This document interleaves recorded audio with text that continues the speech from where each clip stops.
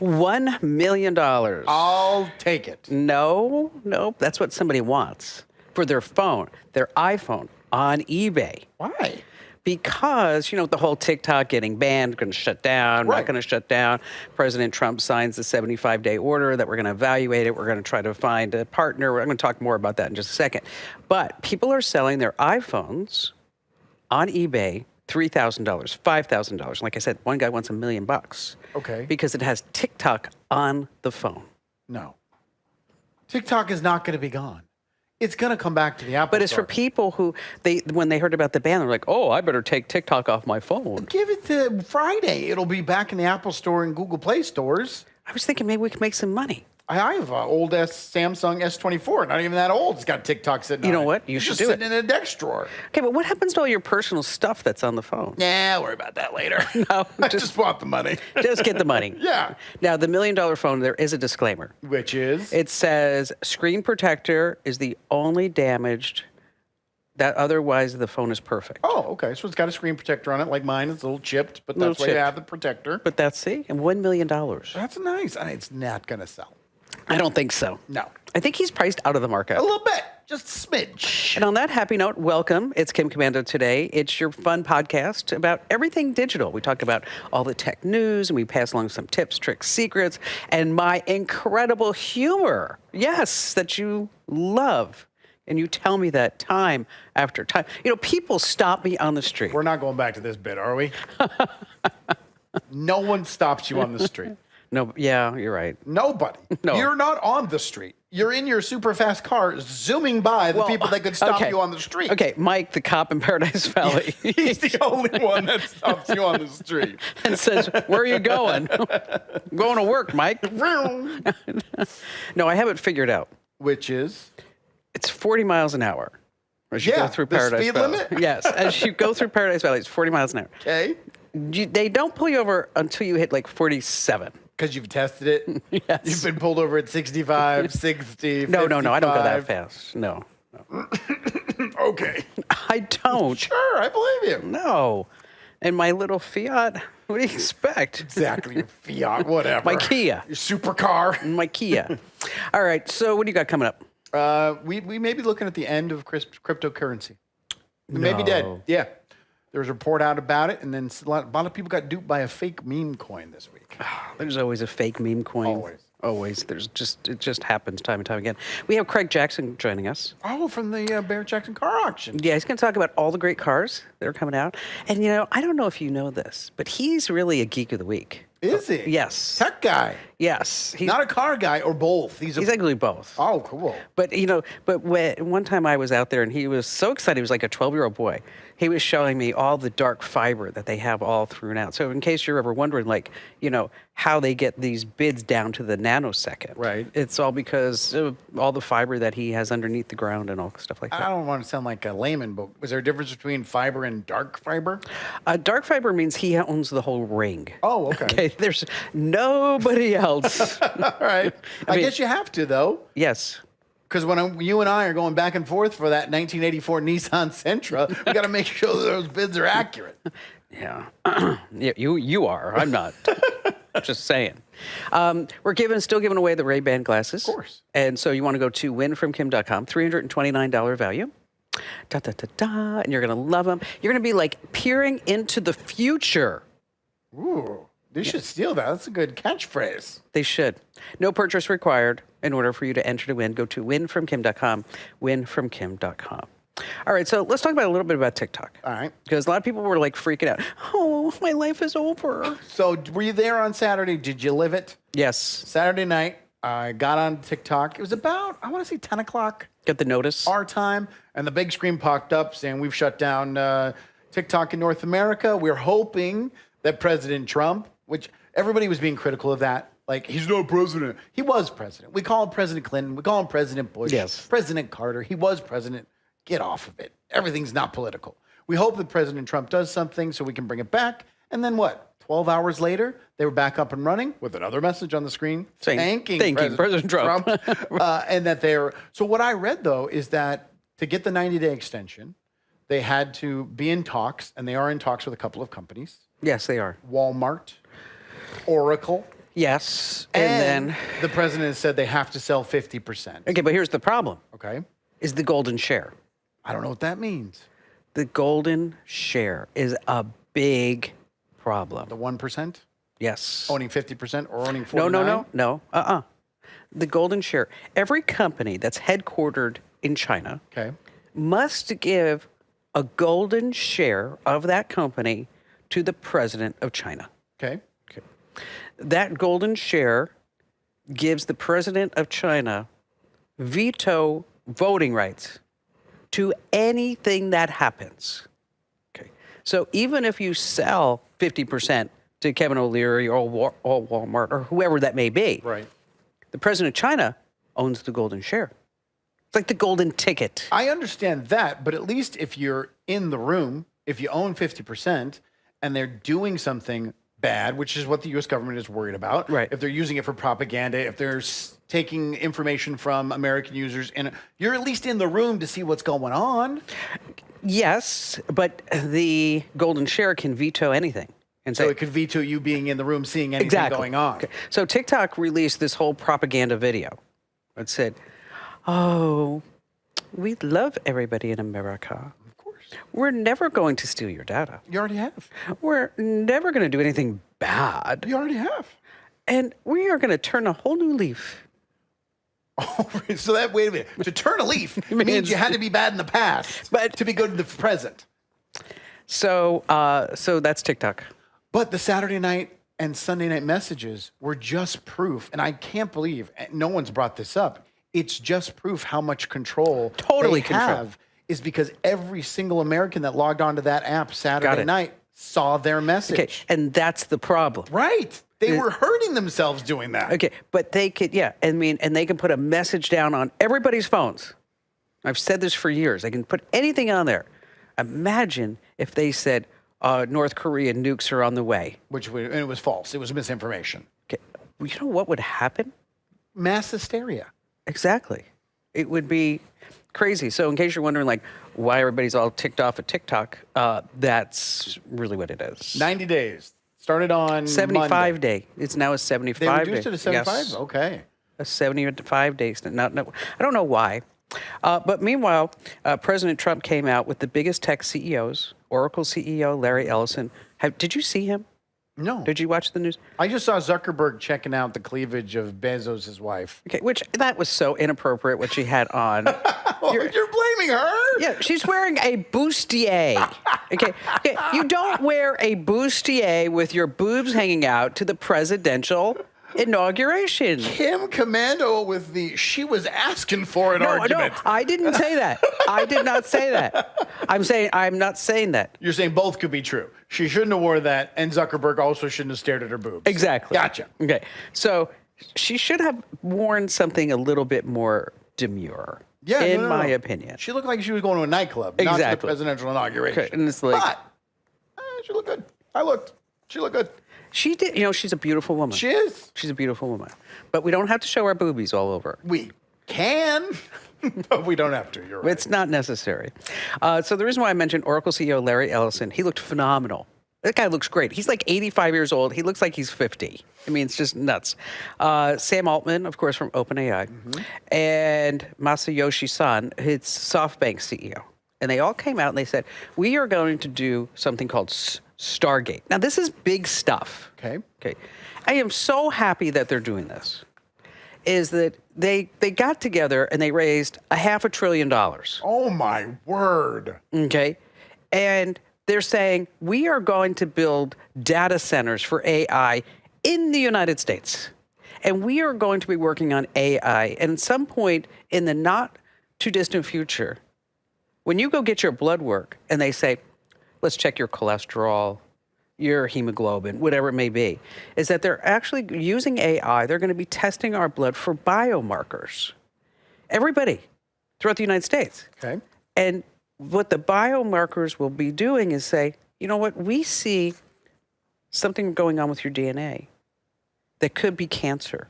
So we're going to come up with a personalized immunotherapy or whatever it may be using AI so that DNA biomarker doesn't mutate.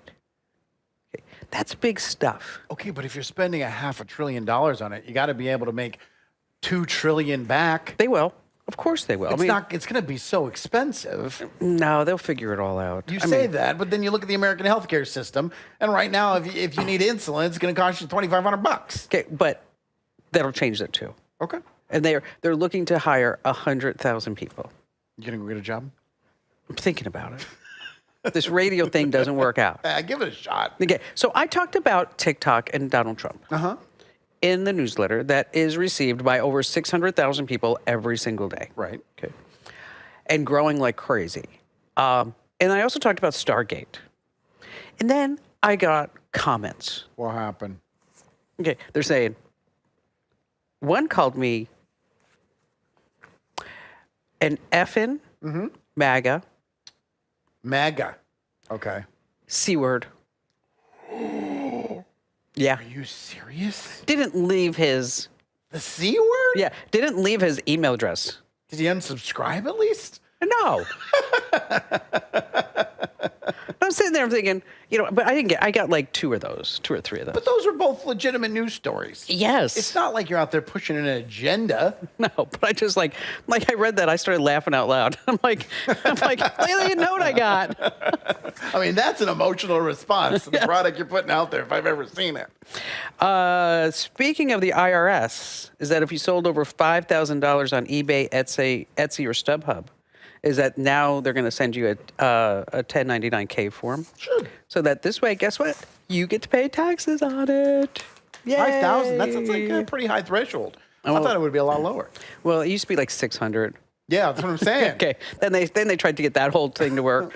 Then it was like, okay, we'll make it 800. But then we'll do it a couple of years from now. With 5,000, I mean, you can still sell your stuff and not go crazy. Basically, if you make it over 5,000, you got a business. So it makes sense. Yes, it does. And let's see. I saw this over on the New York Post, and it was something like I've wrote about for years, is that when people are cheating, in a relationship, that instead of sending text messages to each other, they have like alternative ways to cheat. So like maybe they might open a Google Doc. Oh, okay. And so they share it with the person. And they go back and forth. That's smart. That's good thinking. Yeah. And then another one is they're using Apple Notes. Okay. So that they share a note. Same thing. You can lock the note. So only the person that you're having this steamy relationship with can actually read the notes back and forth. So a PI was writing on the New York Post, and he said, this is a way that he's finding cheaters. But then I heard from Gary and Rosalind Nurin, who said, I like the snippet called Cheater Cheater, but not for the surface information. My spouse and I have been trying to figure out how to share a grocery list. Is it a dirty grocery list at least? On our iPhones and iPads. We couldn't figure it out, but I'm glad we don't cheat. What we sure would like to be able to share information like a grocery list, and then this way we remember what we need and we add to the list so we can see it in real time. Yeah, you can use it for anything. Put on your list cucumbers, upside down pineapples, however filthy you want to get.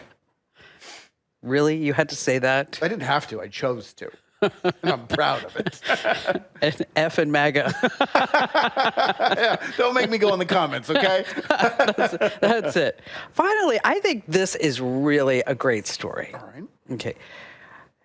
There's certain things that AI can't do, and one of them is to read cursive handwriting. Which is surprising. Okay. I mean, it can make a movie of Will Smith eating pasta that looks 1,000% accurate, but it can't read cursive. I know. Isn't that nuts? So the National Archives is looking for volunteers, people who can actually read cursive handwriting, so that this way you can read Revolutionary War stuff, pension records, field notes, immigration records, census records, all this other stuff. And you're going to be called a citizen archivist. So you're going to read the cursive, turn it into, Just type it out. Type it out and say exactly and then what we'll you're feed it into AI. And so you can sign up for free. Can you read cursive? Yes. All right. Why would I skipped not? the fourth grade. I can't write in cursive.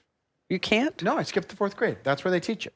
And when I got to the fifth grade and they're like, make sure everything's in script, I was like, I don't know how. And they went, oh yeah, you skipped the fourth grade. Don't worry about it. Let me tell you, my handwriting's so bad. Oh yeah, me too. Google uses it as a CAPTCHA.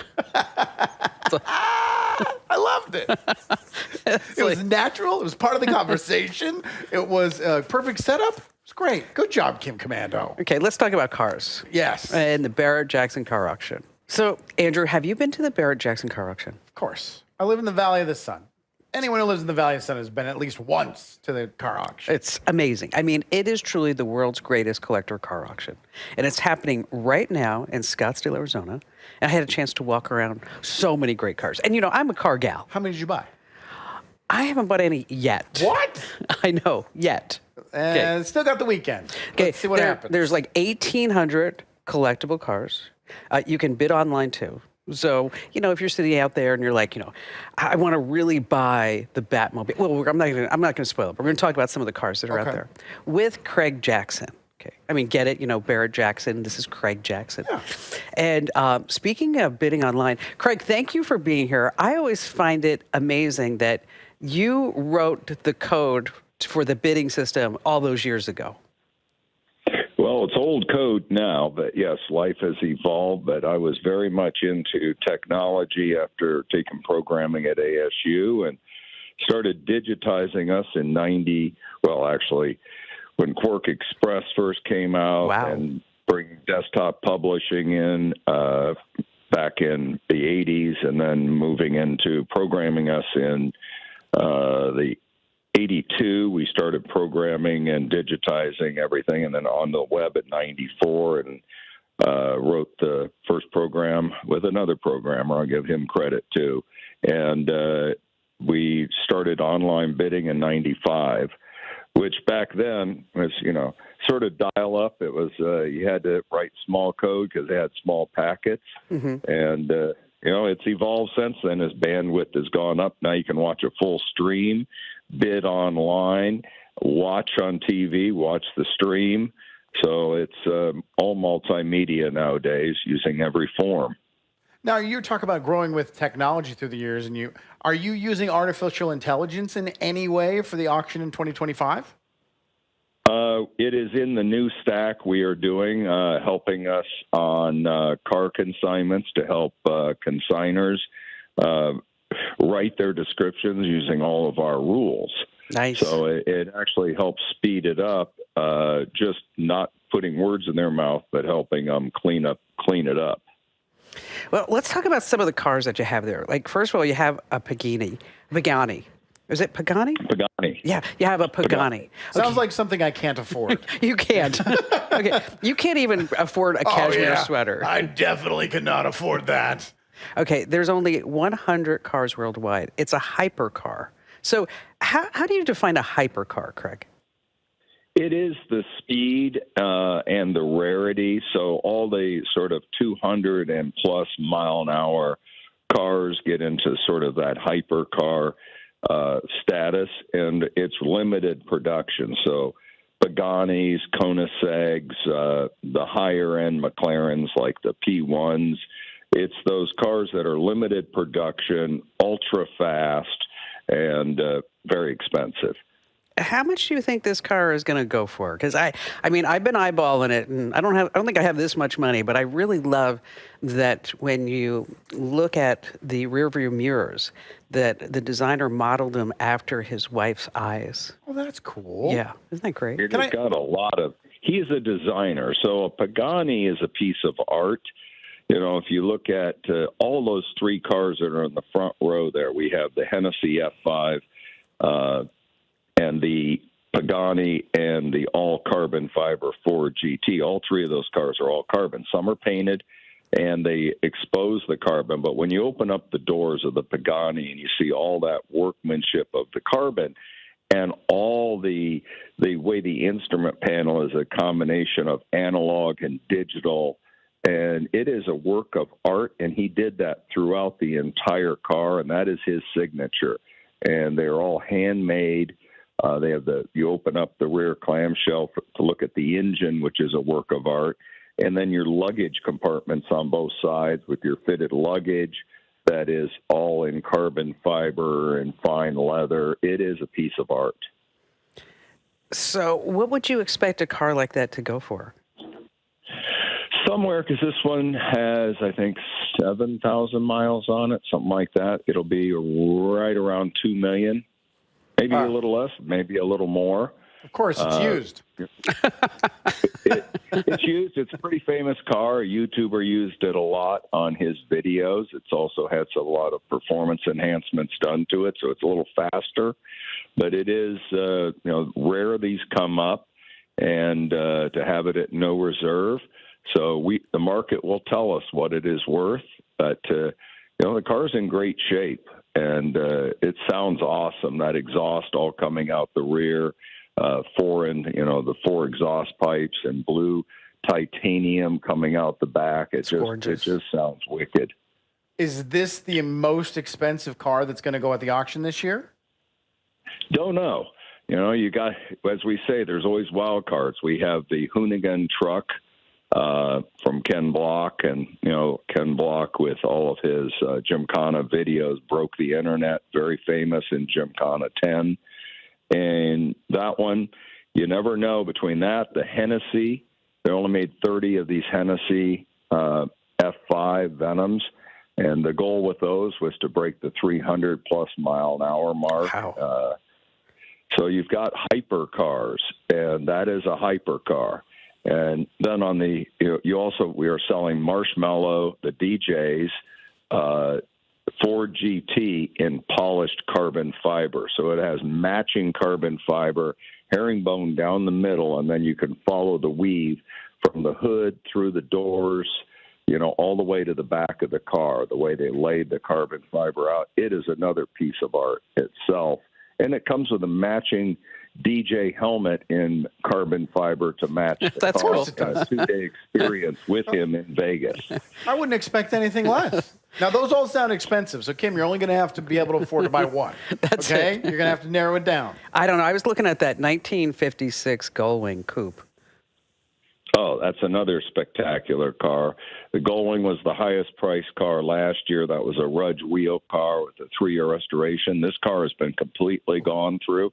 I would say this car would be a great car to take and use as a rally car. It is well sorted out. Wow. It's been completely sorted and ready to take out and drive and enjoy. Beautiful car, gray over gray. And Gullwings are always spectacular. You know what? I have an SLS. I love that car. That's beautiful. The one we just saw is gorgeous. Yeah, the Mercedes. It's a 1956. It's a 300 SL. It's gorgeous. That's one are you eyeing that one as well? You know what? I actually am eyeballing that. Of course you are. I am eyeballing that. Now I did see also when I was out at the auction, Craig, I saw the Batmobile. Yes. So we did a whole collection of movie and TV series cars. We sold 34, I believe, yesterday. Oh, wow. And then we are selling the 3 sort of cream of the crop on Saturday, the Batmobile being number 1 in that collection. So originally we sold here at Barrett-Jackson Batmobile number 1, which was the Ford Futura concept car that George Barris, when he got the call to build a car for Batman series, didn't have much time. He went in his back lot. He had bought that car from Ford after the car show series for $1. He converted it into the Batmobile. And that's what we sold here a few years ago for $460,000. And that was determined over the flip of a coin. When they built that, when he finished the Batmobile and they approved it, he popped 2 molds off of it because they needed 3 cars to do the series and the movies ultimately afterwards, but for drive-by shots, static shots, and promotional cars. This is the 3rd Batmobile. It built back in 1966. There's been a lot of replicas and recreations, but this one was built in the era by George Barris, authenticated by George Barris, and signed by George Barris, and it is one of the true original TV series Batmobiles. So this was the Adam West Batman, not Michael Keaton. This is Adam West. Yeah, Adam West, yes, back in the TV series, Pow, Zoom, Bang, all that. Yes, I love that. Now I also saw, I think the helicopter from Batman too, didn't I? We've had a helicopter here, a bat boat, a bat chop, a bat motorcycle. Batgirl motorcycle. Everything. We have the Beverly Hillbillies, the actual jalopy that they drove. Wow. And, yesterday we sold Ghostbusters. We sold all sorts of them yesterday. But on Saturday, we will be selling the authentic. They only made one of the jalopy.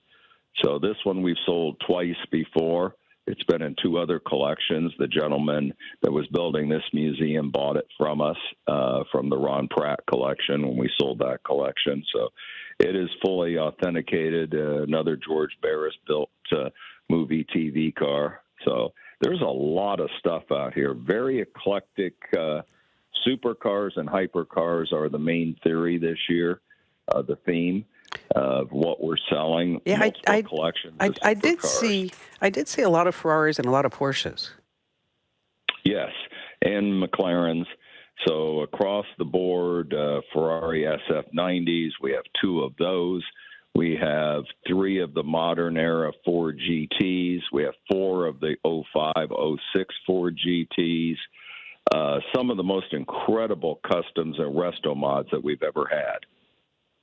Yeah, it's pretty amazing. It is. I was looking at the Porsche 959, which sounds like you're looking at pretty much everything. Car. I'm looking at everything. Yeah, okay. you're definitely looking at everything. Okay, because since last time I saw you, Craig, since last time we chatted, is I bought a 911 Turbo S paint to sample, which I love. Yes. They're incredibly fast, and having paint to sample makes it a one-off car. Yes. You know what paint to sample is that you have your standard colors, and then you can give them a color, or you can pick out of another color. So I picked Albert Blue. But will they make other ones in Albert Blue, or once you claim it, that's yours? No, don't make others. Oh, okay. But there's only I think now in the country there's only 2 Porsche 911 Turbo S's that are Albert Blue. That's pretty cool. That's really rare. What I love the most about the car is that when you open the car, on the door sill it says Commando. That's so cool. So cool. That's cool. Very cool. I know. I sit there and I'm like, they say name on the car and I just point. I'm like, oh, okay. Sorry. Is it going to hurt the resale value there? Are you kidding? I'm Kim Commando. People pay more money for that. Oh, I forgot. Gosh. So what else we have is a Porsche Singer, which is $1 million resto mod, vintage Porsche with all modern components to it. And those, I don't know if there's been another one ever come up for sale like this before. And it's no reserve. What year is that? What year is the Singer? 1989. Wow, that's a beautiful car. That's gorgeous. It is. Now, every year you always do a lot for charities. What do you have lined up this year? So we are doing multiple cars. So we're doing one for Driven Hearts, which is for the American Heart Association. That has been donated by the wrestler family, their father passed away suddenly of a heart attack, has a great story to it. He gave us a car for our 35th anniversary. We donated for Driven Hearts back in 2018. And this is the car that he originally wanted to give to us. Long story, he couldn't get the car here, so he bought another one, gave it to us. This one is for the American Heart Association. We are selling a brand new Ford Raptor, Barrett-Jackson edition, black, red stripes, custom interior. That is being split between the Carroll Shelby Foundation, which is for heart transplants, because he was the longest living heart transplant recipient, and African Parks, which is a fund to join together all the parks in Africa, fund them to keep the wildlife preserved. Rob Walton is a big champion of that, and will be here selling that vehicle.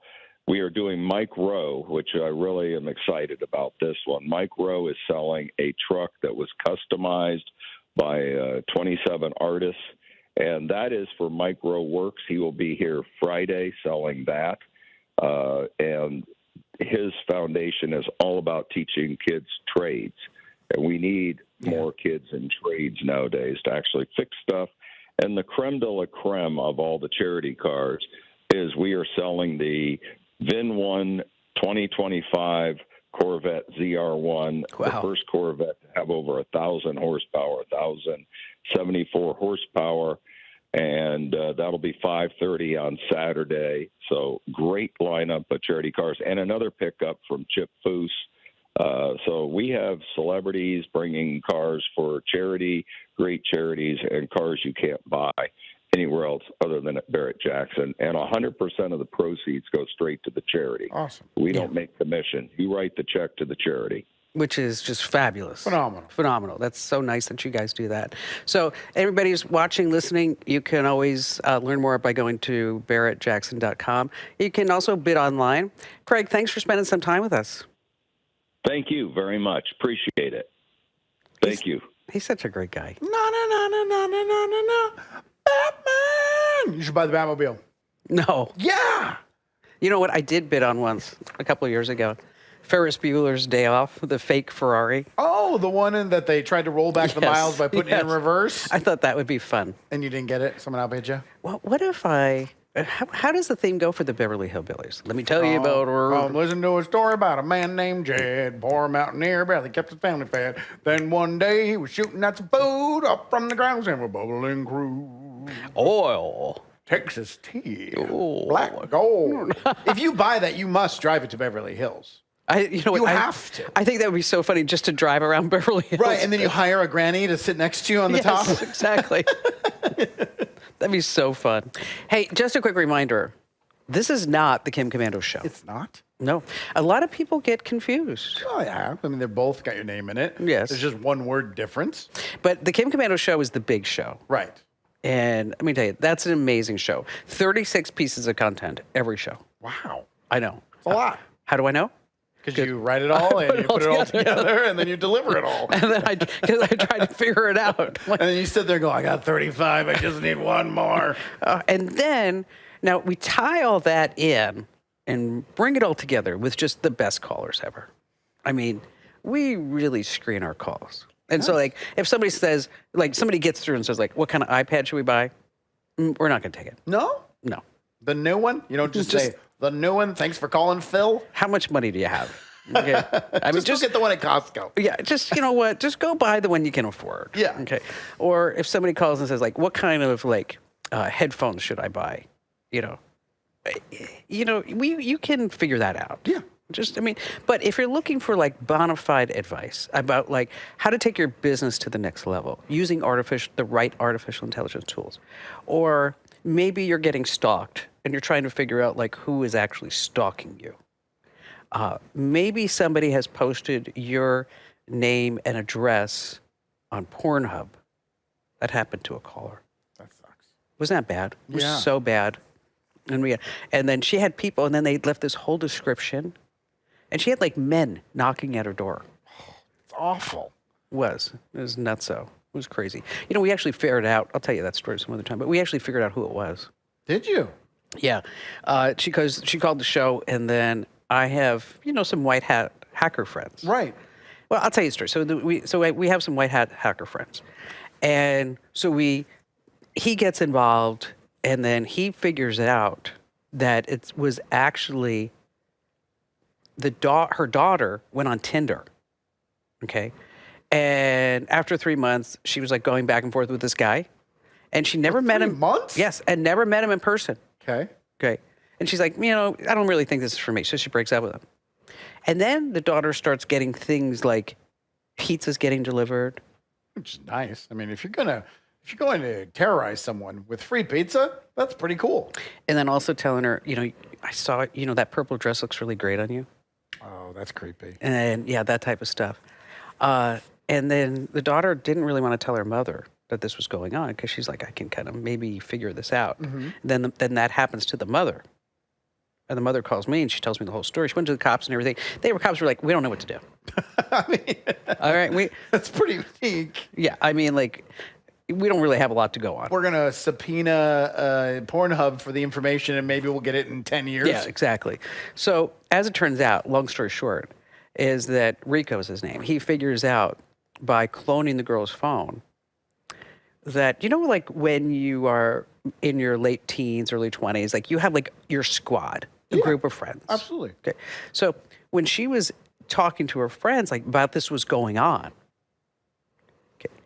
One of the people in her squad was the guy on Tinder pretending to be somebody else. So it was all a ruse from the beginning. Yes. And so when she sat down and said, "Oh, I got a pizza. This guy told me I looked great in the purple dress." Oh. And so just feeding it all along. And so so then they get the police involved and they arrest the guy. And they found child porn on his computer. This just gets worse and worse. It does. So, but anyway, back to the show. So, Yeah. no, it was awful. It's awful. Stalking, child porn. Anyway, whatever. Yada, yada, yada. Everything's fine. Or people get, I had one guy call in that he didn't want to believe he was getting pig butchered. Oh, yeah. I mean- Everybody who's getting pig butchers doesn't want to believe they're getting pig butchered. I said, you are a pig and you are getting butchered. Speaking of pig butchering, that normally involves cryptocurrency. Correct. And It does. on Friday, the president-elect, Donald Trump, he launched his own meme coin. Now, I appreciate when they launch a coin and they call it a meme coin. They say what it is. Yes. They're not trying to fake that this is, backing some technology. They'll make sure that mice learn how to type. They just say, hey, this is a meme coin. And instantly, it skyrockets and is worth billions. And then it's a pump and dump scheme. Well, the next day, Saturday, the first lady launches her meme coin. Of course. Crashes the price of the president's, and hers skyrockets and is now worth billions of dollars. So what happens on Monday is Barron goes and launches his own meme coin, and that jumps to like $900 million in value. But there's a problem. What? It wasn't a real meme coin. Oh, It was all fake. It was all fraudulent. It was fraudsters online making a coin, backing it by Barron, timing it with the inauguration so that no one was paying attention. Exactly. And they stole everyone's money. how much? $900 million. Oh, 900 million? Is the adjusted value. But most of it was in other cryptos, and those other cryptos will be you can't track them down because that's the whole thing of cryptocurrency. But this leads me to another story, is that the experts are coming out and saying that cryptocurrency may be completely 100% dead. Because remember during the pandemic when a new crypto would come out? Yes. And it was always backed by some tech leader with some technical backing to it. And if you back this coin, we're going to raise money that'll do this technology that does Not this anymore. and does that. No. Not anymore. It's all just meme coins. And it's just like you said, pump and dump schemes. It's a quick way for a couple people at the top. I mean, it's a pyramid scheme almost. Wonder how much my Ethereum is worth. Nothing. For the people at the top to get rich quick, real quick, and then everybody else loses money. And that's the only trading that's really happening with cryptocurrency and the general public right now. Well, I thought I had read that Bitcoin was over 100 grand. That's Bitcoin. That's real though, because Yes. that's that's backed by the blockchain. It powers the blockchain. It has a cap to it. So all of these meme coins, everybody just needs to stay away from. Nobody has any rules. Yeah. It's just a meme coin that goes out there that all they're trying to do is for the initial group of investors to make some quick cash, and everybody else loses their money. So if you're on YouTube and you see somebody talking about a meme coin, Don't buy it. yes, just say no. No. No. We do Unless know. you have to understand the people that are going to make money with these meme coins are already in place. You will not be one of them. No. You are the person that is going to give them money when you buy that coin. So don't buy it. No. Do you have any crypto? Just Ethereum. No. Wait. You don't have any Bitcoin? I have no. That's shocking to me. I know I should have been buying it along, but I didn't. That's interesting. Okay. Even because pandemic, I went in and I bought a bunch of little coins, but then I just put a majority of my money into Bitcoin. You know, I should have done. It's like I get like so sidetracked in everything that I do. Why don't you sell all your stock in GoPro and go and buy some Bitcoin with it? I'm waiting for GoPro. GoPro is coming back. I have a feeling. Fair enough. I mean, you know, if anybody should have a drone, it should be GoPro. I'm just saying, people. I mean, I'm holding beyond hope that someday I'll be able to. Give you a hard time. I know. It's like I just don't pay attention. Okay. But you know about this. Of I all the know, people, I you're should. informed. I know. Were you a non-believer in the beginning? Like, Yes. this poppycock? Yeah. All right. I mean, you're not alone. A lot of people did.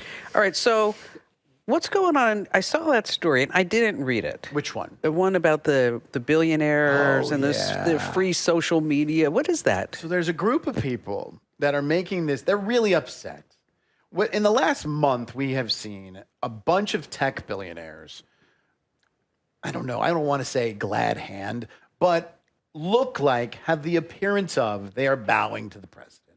And that they are, well, I mean, you're shaking your hand. Well, but you know what? But here's the thing. Here's what, because Barry and I have talked about this. Okay. You know, on that stage, you had all the tech titans. Right. Okay. In the inauguration. Okay. Here's why. Okay. Before, let's go back in time. On that stage would have been the person who's in charge of Standard Oil. Right, of course. Okay, the railroads, the shopping centers, the airline industry, the telecommunications. The tech titans are running commerce. Big business has always wanted their foot in the door of the White House. Exactly. Always. This is not new. No, it's not. But when it comes to social media, people are looking at it a little differently. Especially because of, I'm just going to use the buzzword, the woke culture, and how they believe tech's relationship with the president is going to hurt that influence on social media when it was so prevalent in the last 6 to 8 years. Yeah, and we've got 35 different genders. Correct. So the idea is, let's get the billionaires out of social media and let's create basically a publicly owned social media service that will not be run by big business. A couple of things. First of all, the problem is, to do this, they're trying to raise millions of dollars. With a meme coin. I'm reading this, and it's like they want to raise the first phase is they want to raise $30 million. And I was like, that's why you need billionaires in social media, because billionaires write $30 million checks.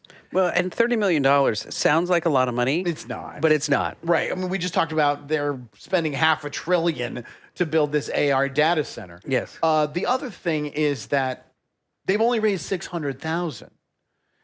And this $600,000? Yeah. But I mean, are you shocked that they've got that far, or they're not even close? They're not even close. Right. And so people don't want this.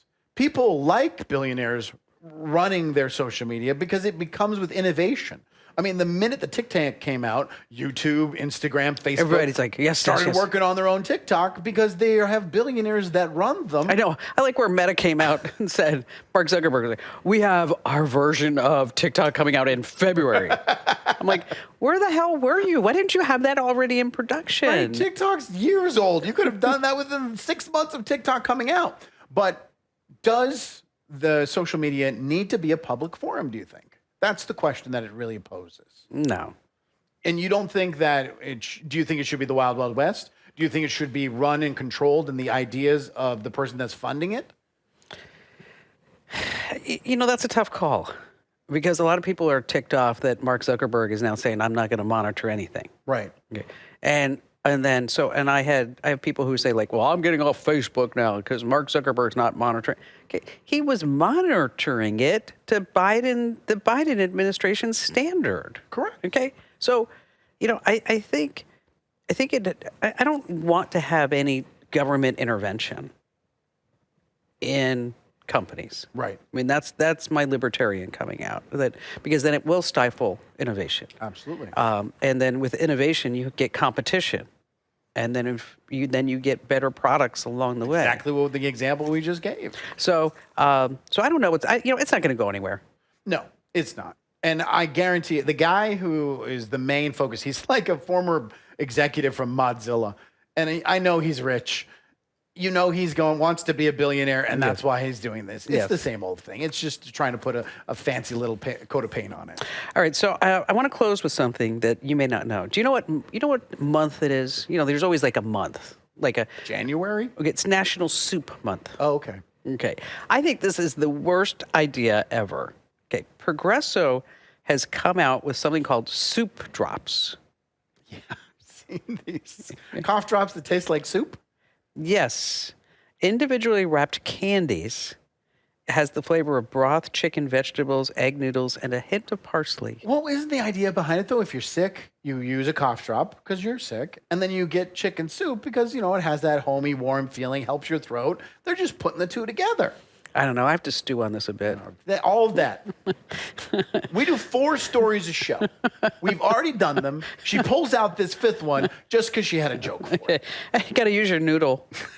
So stupid. I mean, I don't know why you're so salty. Got the cameras. Okay. Make this stop. Peace out. Goodbye. Get it? Peace out. I get it. Oh, they're going to love my jokes.